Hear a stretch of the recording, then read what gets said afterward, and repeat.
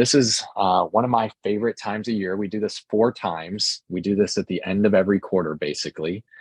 So Q1, Q2, Q3, we actually do live from the summit. And then we try to give a recap of a simplified recap of that over a webinar, but you get the full kind of extended version of that, including a glimpse of what we're planning to do for the next year at the annual summit, which this year is going to be in September. Haley will talk about that at the end in Chicago. So we're really excited for that. And then in December, we do a kind of an abbreviated version of this for Q4 that we do kind of call a fireside chat, where we talk about the year in general, and we do spotlight a few features. But because we don't cover everything in December, this Q1 webinar, new features webinar, we cover pretty much everything that's been done since Summit. So the team has been really busy, and I often hear, Chris, people say, Chris, oh my gosh, you guys are doing so much. And as much as I'd love to take credit, I can't. This is really a team effort. We have a very passionate team of developers, QA specialists, people that, it's everybody. Everybody across the team touches this in some way, whether it's giving feedback, testing, communications. It's a real team effort to get all of these new features out the door and in your hands. And so there's several things that you've probably been using that we're going to be talking about today. And there's several things that are either things that are getting ready to launch in one of our in our next release, or we're going to actually give some teasers of some things that are coming as well. So we're really excited to share this with you. And let me turn it over to Haley, who can take it from here. All right. Thanks so much, Chris. So we've got several things that we're going to be covering in this webinar. We're going to start by talking about some of the items that have been released since Summit, as Chris said. Chris is going to give an update on some beta features and some things that are coming soon, and then I'll talk about some announcements. All right, so this first category is check-in, and this is a pretty big one. We've got several things that have been updated in regards to check-in. So first, the add family form. So there is a new add family option in check-in, which will allow you to add multiple family members at the same time. So you can enable this on the new add family tab on the check-in profile screen. We know that every church desires specific configurations based on your processes for adding new people.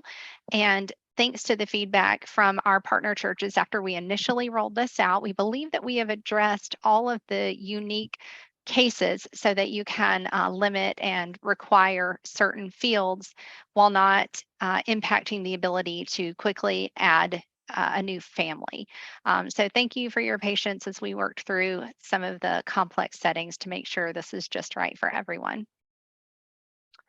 Next up is recommended. So this feature will allow you to have a recommended class available for a person checking in if they don't have a class to check into already, or if the class that they're supposed to check into is closed or full. So recommended involvements is an unmanned process for handling load balancing and overflow scenarios. So this is also great for those who are not regular attenders, so that an attendant won't be needed to help them find a class to either visit or join. An important thing to note about this is that this is designed specifically for people who are already in your database. So this is not good for families who are brand new. Those brand new families would still need to visit a kiosk where there's admin mode. So they would still need to go to a manned kiosk. We've made some layout changes to check in. So we've made the meeting name and time slightly larger so that they're easier to read. And also now if a user taps anywhere on the line that has the check mark, so anywhere on this line where you see the time and the name of the involvement, that will check them into the class.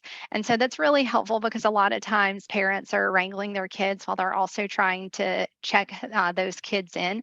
So you don't have to be so precise with exactly where you're tapping on the check-in screen.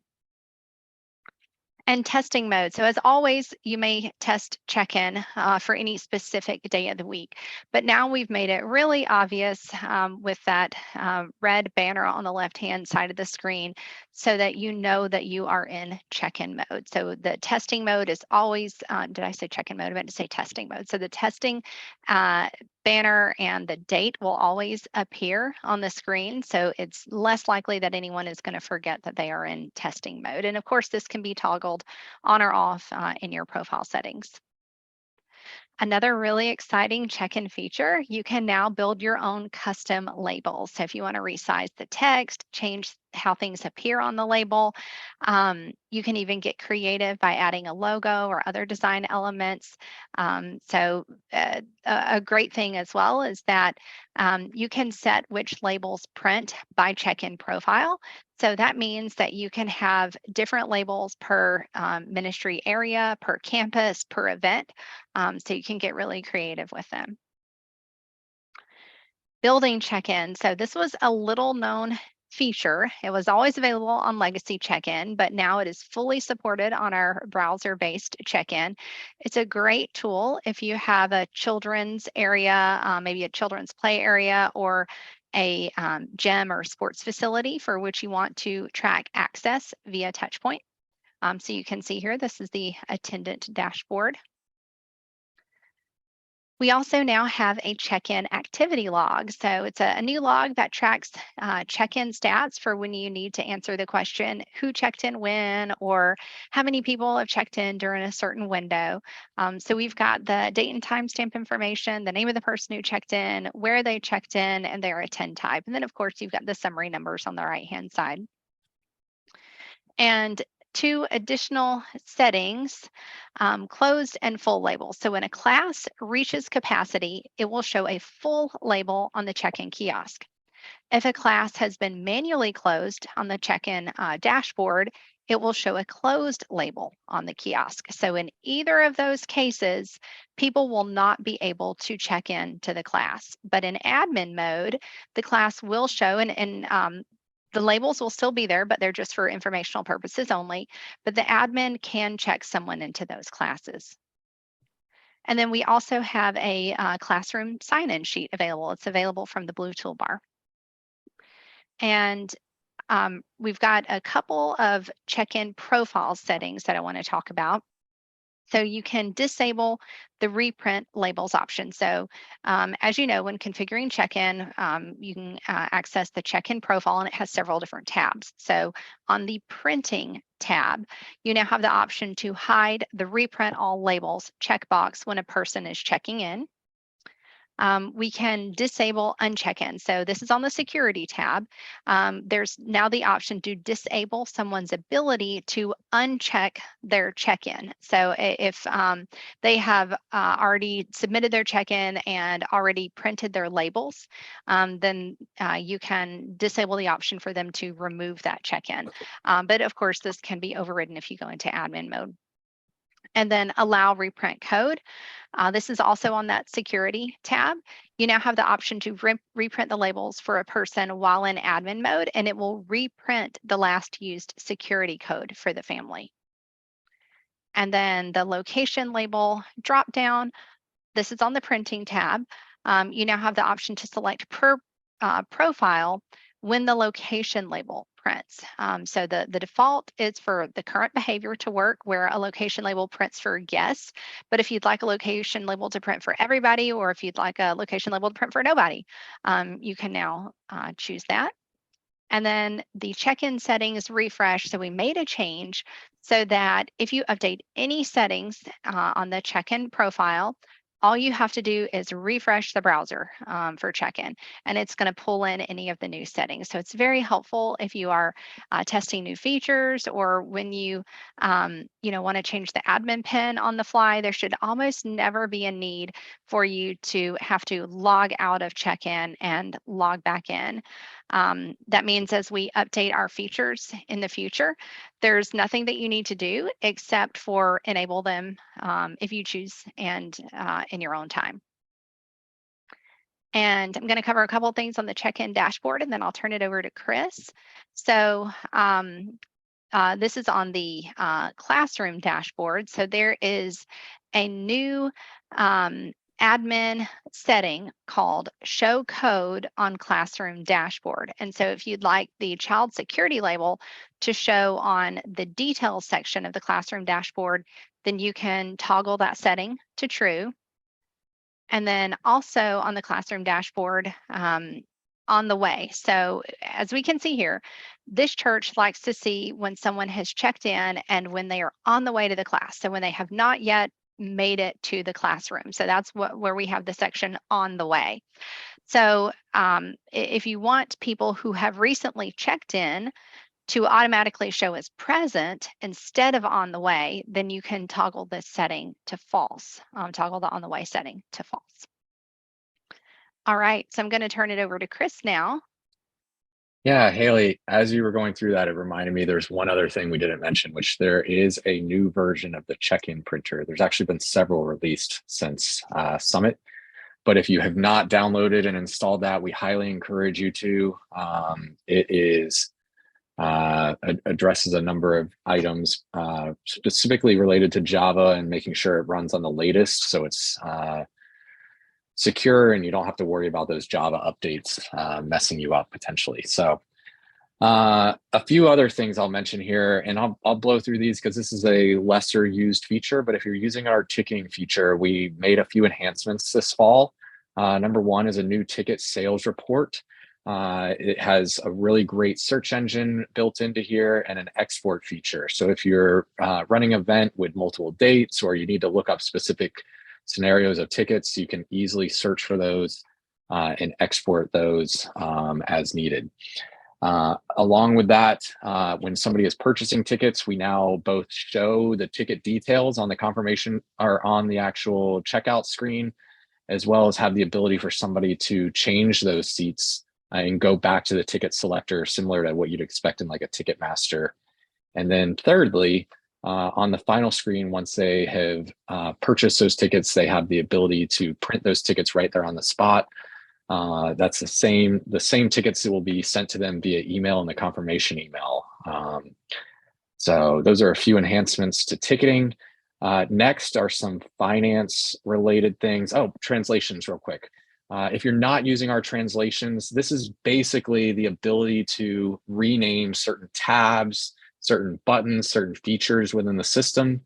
And so we added some additional changes where all the language related to pledges. So let's say instead of using, pledge, you use commitment or something else. There's lots of different places throughout the system where that is controlled and where it has different language, and that can all be edited by you.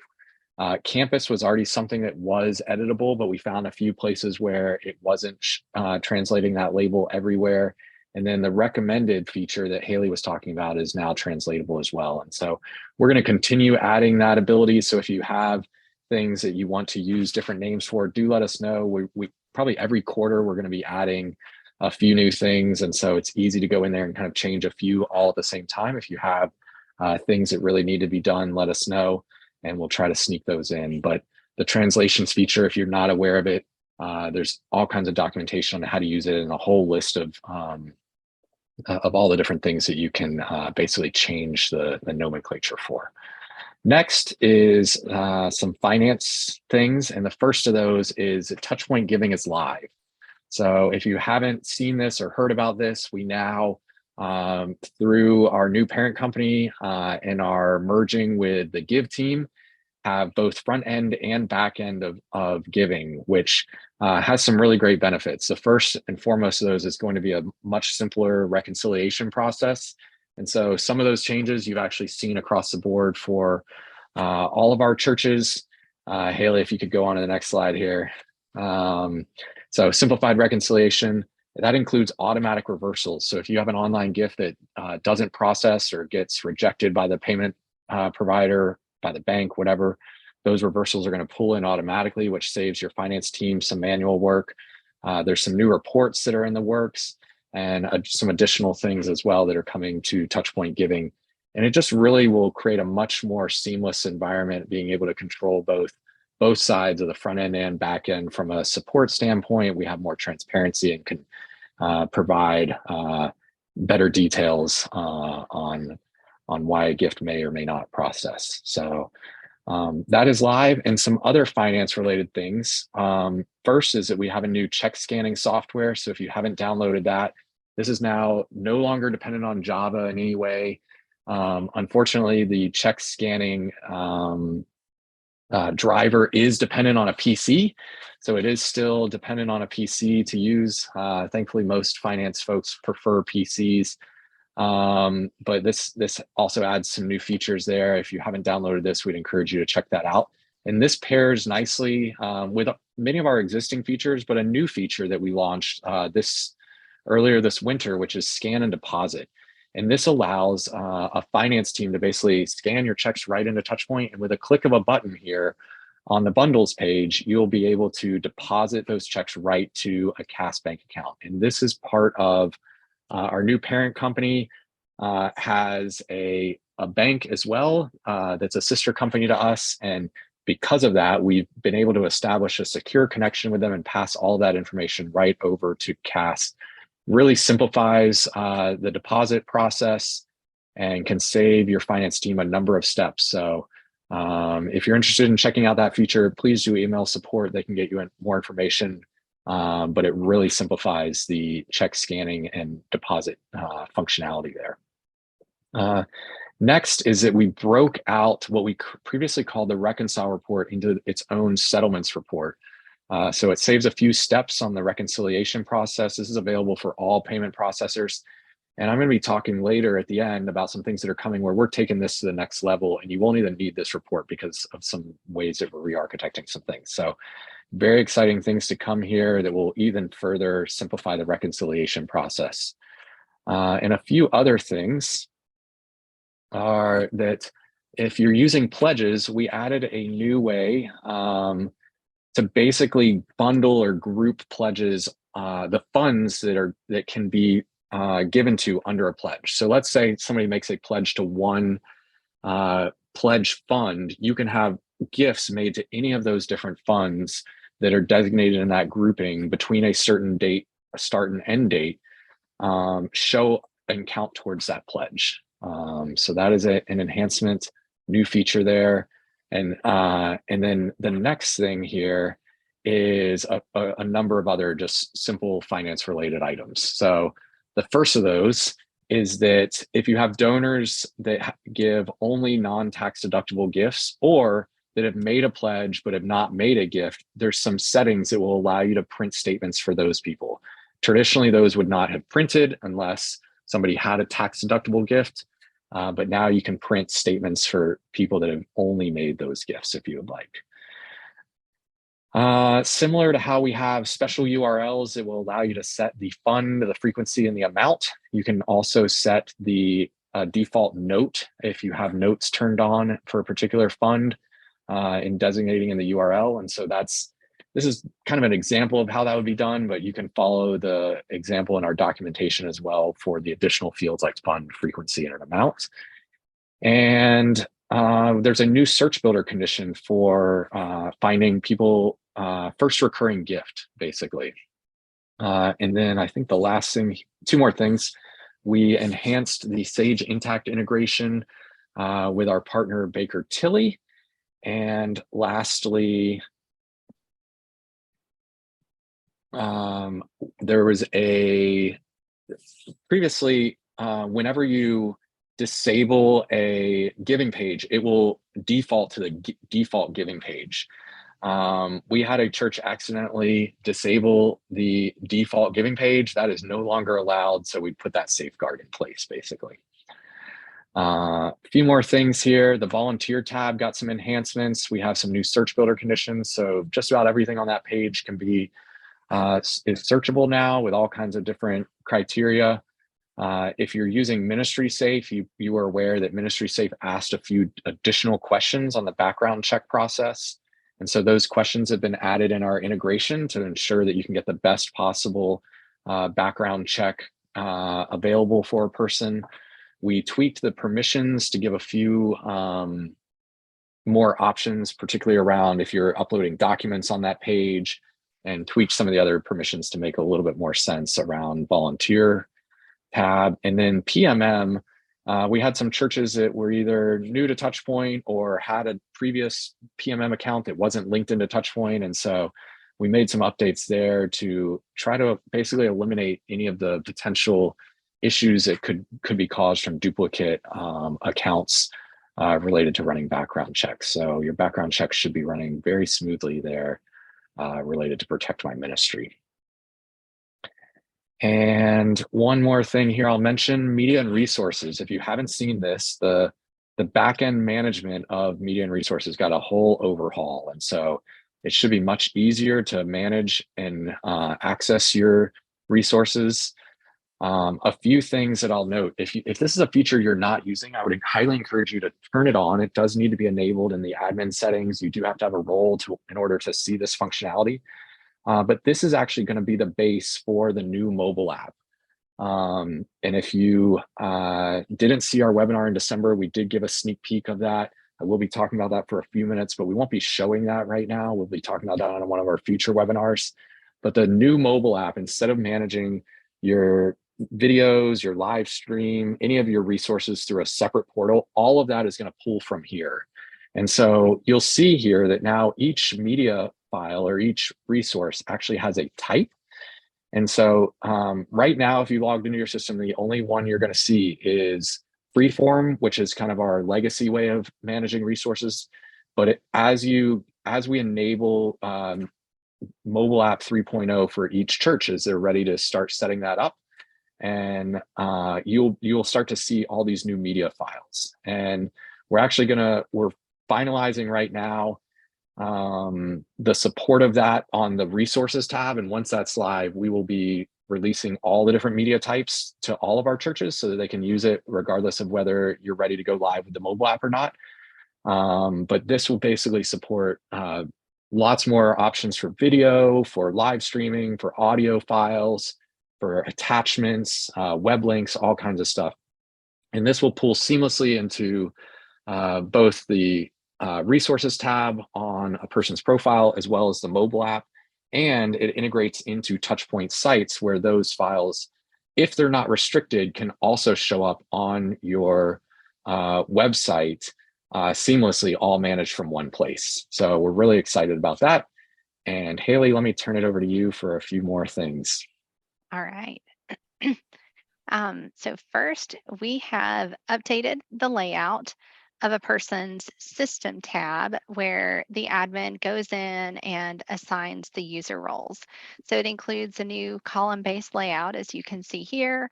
Everything has been recategorized so that hopefully the roles make a little bit more sense. Hopefully it's easier to understand as the admin is providing access to the to users. And we have standardized a lot of what were previously custom roles. We have standardized those. I do want to mention that there is one role, this finance view only detail. This role is new and it's similar to the role above it, finance view only, except that it also allows someone to view individual contributions on a person's record. And a couple more things. Batch tag people IDs. This process is now available to anyone with the access role. So basically your staff members and your lay leaders. And all reports now use the new grade field. So the registration report, member report, group export. If you have not started using the new grade field, please do so. We are going to be turning off the legacy grade field in early summer. So please go ahead and start using that field and updating it on your involvements. All right, Chris. Yeah, a few updates here on beta items. So there are three main features that are in beta right now. The first of which is the process builder, and that is going along very nicely. We're very thankful for our beta churches who are providing feedback on that. We are in the process of actually finalizing some back end changes to that to make it more scalable and easier to add additional features that we plan to add as soon as those changes are done. And we hope to have this process builder out of beta sometime early summer. The second thing is the volunteer scheduler. So we've opened this up to actually lots more beyond the beta, received a lot of very positive feedback. We've made several major changes to that. There are a few last changes that are going to be in our next deployment that will complete our beta process. And as soon as those are released, which should be in mid-April-ish is when our scheduled next deployment would be, the volunteer schedule will be officially out of beta and will be available to all churches. And the last thing is our mobile app. So we have been doing kickoff calls with a few churches related to the mobile app 3.0 that we teased and talked about in December. Right now, it's only open to a handful of churches, but we will be opening this up between now and our next new features webinar to more churches. So watch the blog for videos, a kind of overview of what that will include, as well as a link there if this is something that your church is ready to go and jump into the new mobile app. We are excited to get you on board. So watch out for that. There's some really exciting things. Again, if you did miss that webinar in December, we're not talking about it today because we talked about it so much in December, but do check that out. Testing is going really well on that, and we are very excited to get that in a few of our churches' hands very soon, and more churches right after that. All right, so a few things that are coming soon. I've already talked about a few of these. So let's jump in here. The first of these is something I actually haven't talked about. So in order to make some room for some new things, we have overhauled the whole menu. Don't worry, this is actually going to be released in our next release, but it's going to be off by default. You will have a toggle which will allow you to turn this on. And this has been tested thoroughly. There's a few great things that I'll mention. One is that we've renamed some links so that things will be a little bit more logical. We've reorganized some things so that it'll be easier to find. But third is that each menu, and we've broken out finance out from admin. So now there's going to be a finance menu in addition to the admin menu. Each of the different menus will have its own report section. And so this relates to some things that are coming where, as you're aware from our roadmap, that we're building some new report tools. And so this will give you the ability to easily kind of put reports in the proper place and reorganize those. But I really strongly believe it's going to be much easier to find things. It'll be much more logically laid out. And so the way this is going to roll out is in our next release, you will have the ability to toggle this on and off, which means if you want to start using it, and I encourage you to, you can go and toggle that on or off per person. After several weeks, we will be turning this on by default for all people, and you will have the ability to toggle it off for several weeks. At which point we will be turning that off and disabling the old menu at some point, probably in early summer. So you will have some time to get used to this. You'll have some time to kind of toggle it on and off if that's something you're concerned about. But I promise you, it will be much easier to use and much more logically laid out. The next thing here is relates to a really big project. It's actually 3 updates that I'm about to share. So the first is that we're standardizing account codes. So when you're doing an online registration and you're collecting payments, you have the ability to put an account code in there. And right now that's something you have to type in, but that is going to be a drop down that you'll be able to select from a list of account codes. And the way this is going to work is this is going to be available in our next release as well in mid-April. Is that all account codes that have been used on a registration will show up in that list. And so if you're an admin or a finance user, you'll have the ability to go and either merge some of those account codes or disable previously used account codes if you no longer want them showing in the list.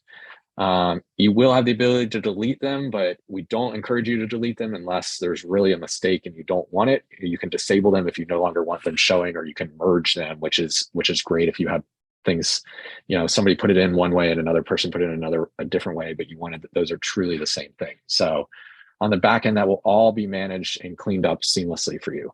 And this ties into some really big changes that are coming related to reconciliation and contributions and transactions. And so the first of those is that bundles is going to be renamed batches. And it's not just getting a rename.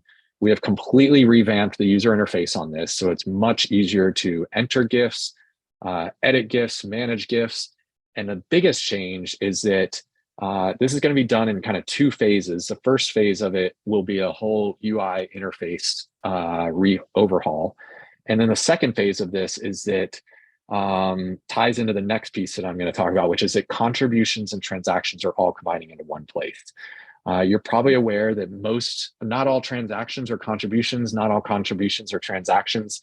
We've really worked through to combine those into one place so that all of those are in one searchable place, which means that event registrations could be in a batch or previously called a bundle, which means that eventually what we're going to be able to do is your batches will be where you'll reconcile, meaning your batches for all your online contributions will match your bank deposits, which will have an easy reconciliation report for you to export and import into your general ledger. So we've really worked with a good handful of churches to get feedback on this. And this is going to greatly reduce the reconciliation process between your general ledger, in TouchPoint and your bank where you get those deposits. So we're really excited about this feature. It's a very simple and clean, easy interface to use. And the first part of that, which is standardizing account codes, will be in our next release. Bundles and batches should be in the following release. And then transactions, contributions will be in later phases throughout the summer. So stay tuned on that. And I already mentioned about the new media types. Most of the work has already been done. It just wasn't done in time to get it into our mid-April release because we might want to leave enough time for all the testing. But those new media types on the back end are already supported for the mobile app. They will be supported on the front end on the resources tab in one of our future releases. So stay tuned for that. And Haley, let me turn it back over to you for some quick announcements. All right, sounds good. First is legacy check-in. So we are going to stop supporting legacy check-in soon once we see the last church has stopped using it. Most folks already have moved away from legacy check-in to our new browser-based check-in. So we thank you for that. There are just a few that haven't yet moved away. Of course, all of the updates that we talked about, all of the new features that we talked about at the start of this call are all available on the new check-in. So we're not continuing to enhance our legacy check-in. So just be mindful of that. And Summit. So registration is going on right now. It's summit.touchpointsoftware.com. And as Chris mentioned, it is happening in September. Here's that page, summit.touchpointsoftware.com. And so you can come here to check out the schedule and some of our evening activities and accommodations and so forth. And so make sure you sign up here. There's some, Q&A, I guess I should say FAQ down here at the bottom. If you've got any questions, certainly don't hesitate to reach out to us if any questions arise as a result of visiting that page. All right, so we've got a few questions in here. I will go ahead. I see one here that's about media and resources. It says, can the resource or media be attached to the involvement in some way, like Bible study materials, etc.? Yes. So that is one of the great things that you will see as you start setting up your resources. You will have a number of different ways that you can limit the resource or restrict it to a particular audience. So not only can you create a resource and say it's available for this particular involvement, You can also say it's available to this member type of this involvement. So if you want resources to be available for the teachers of specific involvements, you can do that. It's very, very flexible. You can set it to be restricted to status flags. So there are a number of different ways that you can configure the visibility or availability of resources. Anything else you want to add to that, Chris? Yeah, the really cool thing is that all of those permissions relate to the mobile app as well. Um, traditionally, I think people are used to sharing sermons or video resources or things that might be available to everybody in the church. Now you can have those commingled and organized very cleanly in a really nice page that's searchable and organized by different tabs and topics and various things. And it's all permission based. So your small group leaders needing to find the weekly study guide, or your Sunday school teachers needing to find this week's curriculum, or heck, your elders or your deacons that might have resources that are specific to being an officer in your church. All of those things are available and controlled based on the permissions set on the resource tab. So that will be available in the mobile app there. Haley, I don't know if it's too early to talk about this, but we have somebody asking about training videos. And I know we're making some big changes to how training is done. Is that something that we can share a little bit about, or? Yeah, so we're in the beginning stages of having a resource library fully available for all churches. So we hope, I'm afraid to quote on exactly when we might have it ready. Do you know more about when it might be ready? You would know more, although I think we're very close. So do stay tuned for that. We have been working really hard on getting training videos recorded. And we're the next phase of that. So right now we've taken the whole kind of TouchPoint University training library, and we have long form videos, but we're going to be breaking that into shorter videos and organizing that in a page that will make it much more accessible for your church staff to be able to access and very easily be trained on how to use the different features within TouchPoint. So we're really excited to get that out for all of our churches. But Luke, I will follow up with you specifically. Let's see. Not seeing any other questions. I'm seeing a few woohoos and see you in Chicago. So yeah, I can't emphasize this enough. Our summit is just such a great event. If it's a great way to learn all the features and benefits of TouchPoint. It's a great place to network with other churches and see how they're using the tool.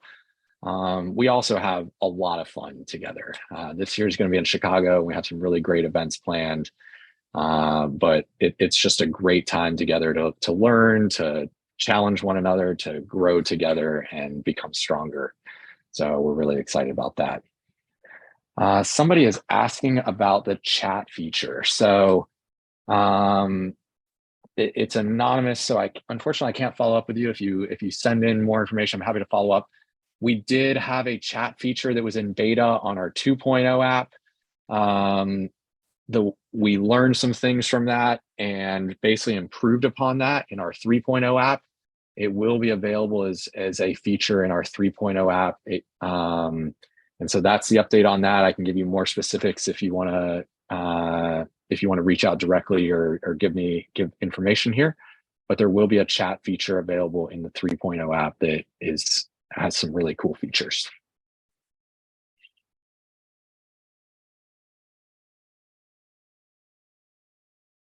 All right. Okay, just seeing if there are any others. If anybody else has any last minute questions. So somebody's asking Haley about the family check-in. So if you're asking about the new form that Haley filled out, basically when you go to search for a person, if you don't find a person by that name, it now gives you the option to add an individual person or add a whole family. In some cases, all you're doing is just adding one person. In some cases, all you're doing is adding a person to a family. But if it's a brand new family that's not in there, then this new form basically allows you to fill that out very quickly, very easily, as opposed to adding each individual person one at a time. It just saves a lot of time there.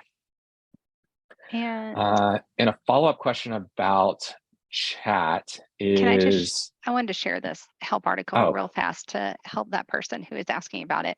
So if you go to our documentation, docs.touchpointsoftware.com, there's a help article called Check-in Profiles. And it's at the very bottom here, it talks about setting up the Add Family tab. And so this is the feature that, like Chris said, I started talking about at the top of the call. So again, docs.touchpointsoftware.com, check-in profiles. and somebody was asking about chat, and then I think we might need to drop because we said we'd try to keep this to the 45 minutes. So there's going to be both an option for individual chat as well as a group chat that is set up by involvement. So for example, if you were, say, a small group and you wanted to turn on chat for that small group, everybody that's in that small group would be able to chat and read the chat messages. And as people get added or removed from an involvement, they would either gain or remove access to the chat. So just a general question about kind of roadmap features. How do you keep in the know about what's coming? This webinar is the best way to do that. We do talk about at our annual summit, the roadmap for the whole year and everything that we're planning to do. But I'll tell you, because there's a lot of things that we're working on that I'm not even talking about right now, that there's a lot of things that we try to do that we don't announce at that roadmap. We try to go above and beyond, but we do talk about the whole roadmap feature, the whole roadmap for the whole year at Summit. And then every quarter, we try to give you an update on kind of where we are with those features, what's coming, try to give you a sneak peek of some of the things that are in the works. But as I said, there's already a few things that are being worked on right now that we plan to actually announce and share at Summit that we're not going to be sharing until then. So we do encourage you to register for that, but if you can't make it, do make sure you don't miss our quarterly new feature webinars where we do talk about this as much as we can. So thanks for joining us, everybody. And we look forward to connecting with you soon. Hopefully you enjoy these new features and get some use out of them at your church. Thanks, everyone. Bye.